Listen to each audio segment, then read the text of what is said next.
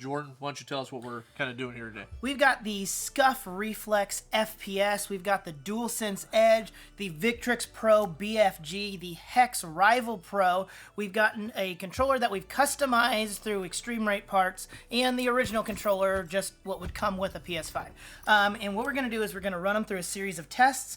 We've got a trigger sensitivity test, a trigger response time test, a stick test, some real world tests of us actually playing games and seeing how accurate we are. Trigger happy test. Trigger happy test, yeah. We've got a bunch of tests coming up, and we're going to get into this right away so you can maybe see which one works best for your play style and maybe even name an ultimate tactical controller. Yeah. Let's go.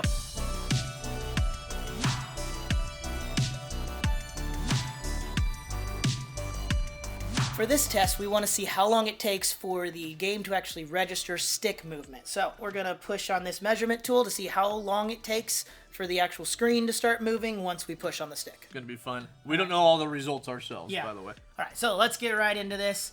Scuf Reflex FPS, it looks like right there. Okay, 0.75 millimeters of stick movement before the screen actually starts responding. Yeah, so 0.82 on the Hex Rival Pro. You know, we've got a freeze frame here just so you can see that, and then we continue the video moving. All right, so custom controller here, 1.16. So that's, I mean, when you're talking millimeters, that's a decent amount longer. I mean, it's not really, like, but it is a lot larger number than the others have had so far. 0.78, that's very similar to the Scuff. It's just slightly longer pulled than the Scuff. Yeah, interesting. Yeah. All right, standard PS5. This is what I find interesting. Standard PS5 has 1.1 millimeters, and the custom eXtremeRate has 1.16. Very, very close to the same. And what's interesting about that is they should be, because they're technically the same stick modules. Then the Victrix Pro is 1.1 millimeters. It almost happens so quickly, like before you can...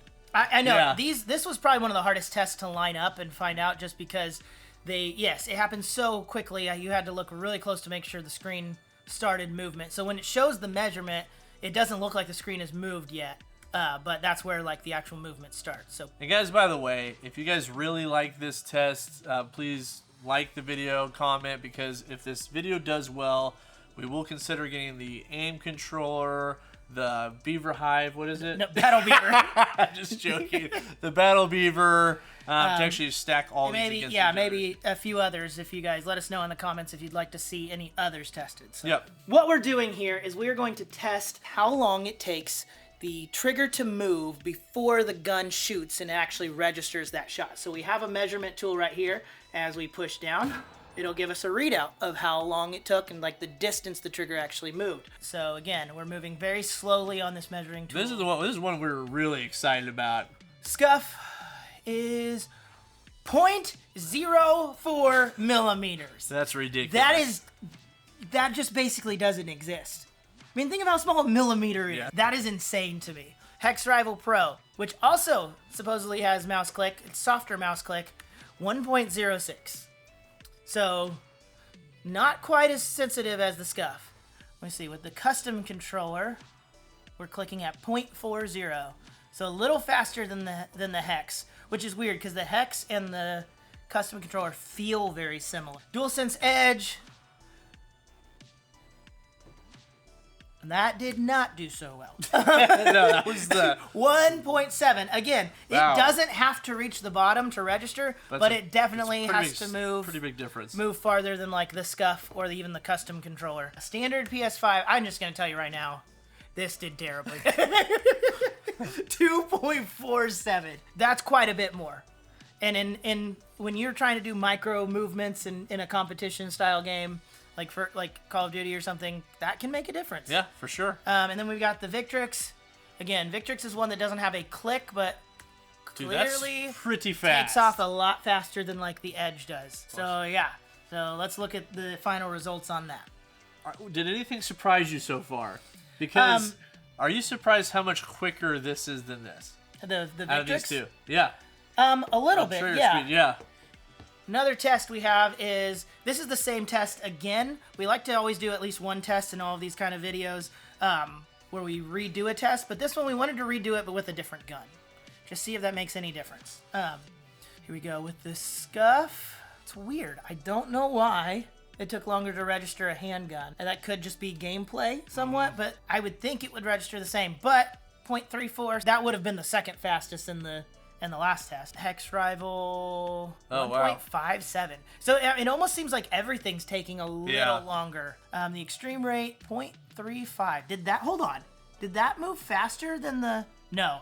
They're still registering like placement-wise, like which ones are faster. By the way, we picked the 2 fastest guns. Yes, and we also customized them to where their speed was 100% maxed out on each gun. Dualsense Edge 1.75. Is that exactly the same as before? Close. Yeah. Close. 2.43. What was that on the last one? 2.47. Yeah. So I mean, they're all staying fairly close, but just a little longer. And 0.65 on the Victrix Pro. Clearly, so far with triggers and sticks, it won the stick test too. That's true. So far, triggers and sticks by controlled measurements. The Scuff seems to be the quicker responding, more tactical controller. But we've still got more tests. Yeah. Next thing we're going to do is a rapid fire test. So we're going to click the trigger as fast as possible to unload the entire magazine, see which controller gets through that fastest. The thing is, this is technically testing how quick the trigger releases and comes up. So we know the actual speed of the triggers now and when they respond, but how fast can you get a bunch of shots off? This was filmed in 240 frames a second. So I'm going to show you at what normal real life speed would be. Then we're going to slow it down because I don't think you can tell in normal speed. This just looks identical. Yep.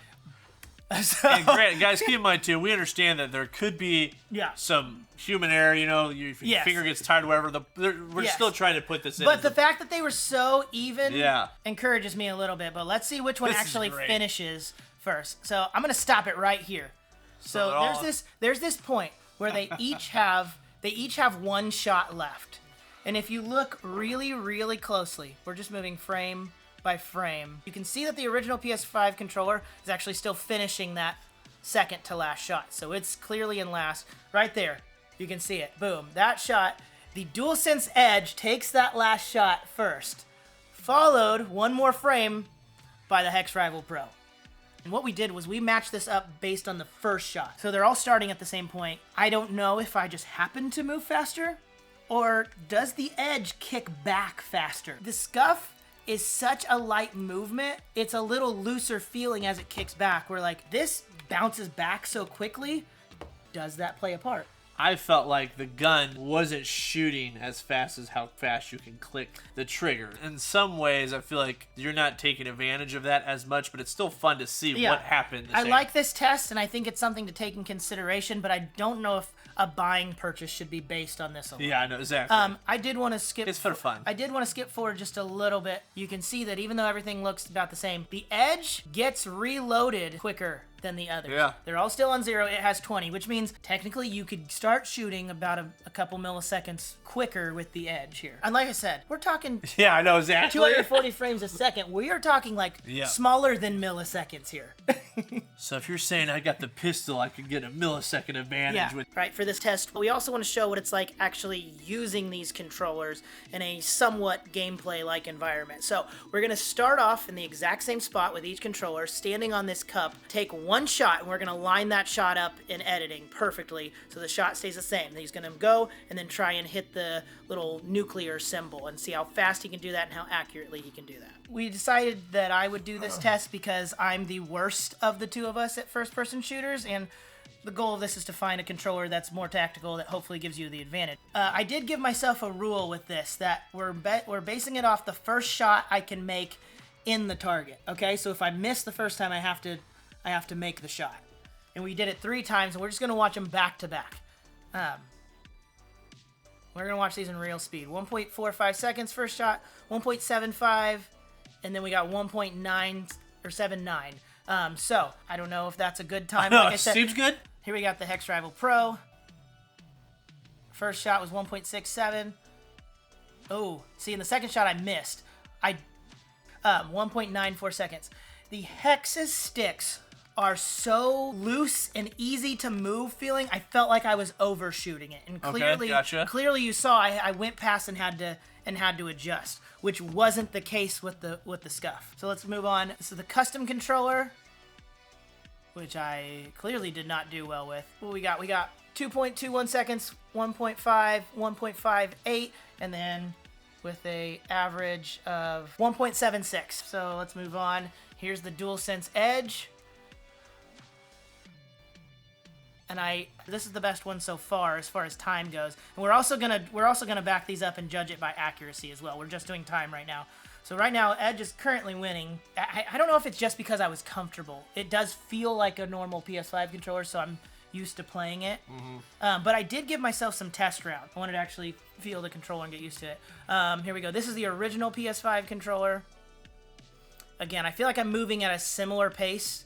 And I feel like I'm actually more accurate, just like I was with the... So that's the fastest time so far. Makes sense. Meaning, because that is what you're used to. I am used to playing it. Yeah. It's a little faster than the Edge. I don't think I was as accurate as the Edge, but we'll show that here in a second. So here's the Victrix. Let's see, we got 1.5. Oh, you're pretty good with that too. 1.45.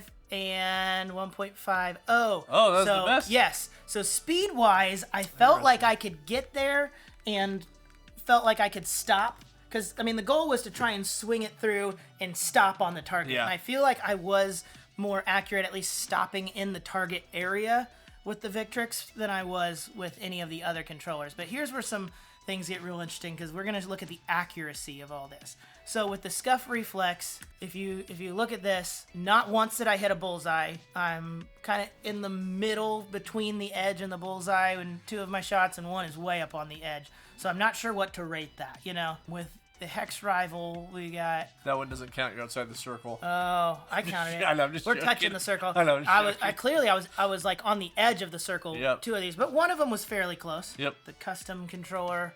My accuracy here, we've got one pretty close, one kind of in the middle, one more towards the edge. Dualsense Edge, I can tell you right now, this is where I was most accurate by far. We've got two basically in the bullseye, and then one that's still in the circle, kind of a little more towards the edge, but not fully on the edge.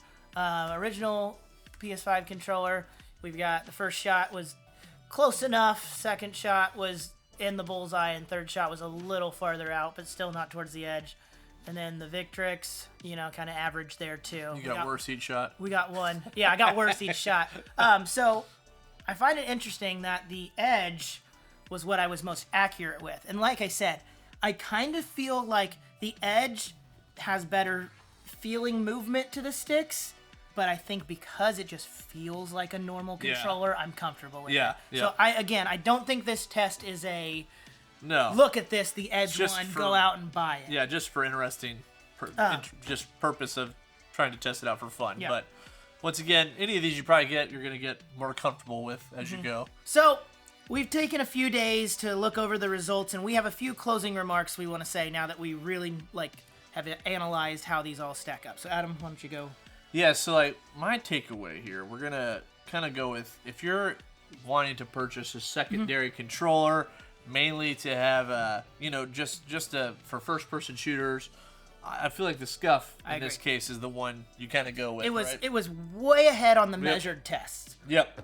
And then I feel like if you're trying to be someone that plays a lot of games, like first-person shooters and fighters, and you want an edge kind of in all those categories, I feel like the Victrix is a great pick because it was kind of third in most of our categories. Yeah. And then I feel like if you're kind of in that category of, you know what, I don't want to lose the features of PS5, but I still kind of would like to have a little bit of an advantage. I don't play seriously, and yeah, I agree. This is kind of that category. Yeah, I think the Edge is a good all-around controller. Like, if you're not super competitive, but you still want a little bit of an edge in first-person shooters or just competitive style games, it's still a great controller.